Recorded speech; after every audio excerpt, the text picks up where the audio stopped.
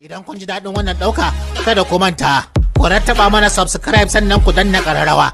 Haka zalika, ku baɗa mana like, ku saburbuɗo mana.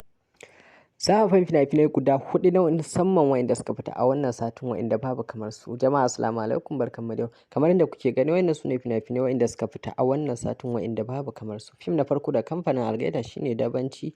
Bayan nan akwai fim mai suna Tumbatsa. Wannan fim din yayi matukar kyau a wannan satin, gaskiya Sultan bai saki fim wanda ya fi wannan ba, dan haka wanda bai kalla wannan fim din bai je ya kalle shi mai suna Tumbatsa.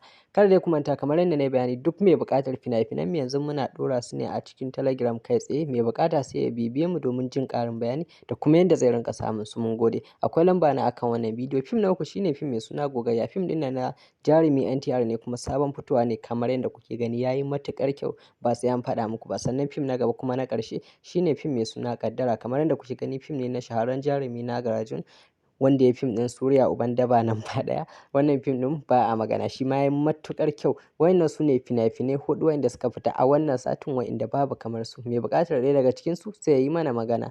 Mun gode.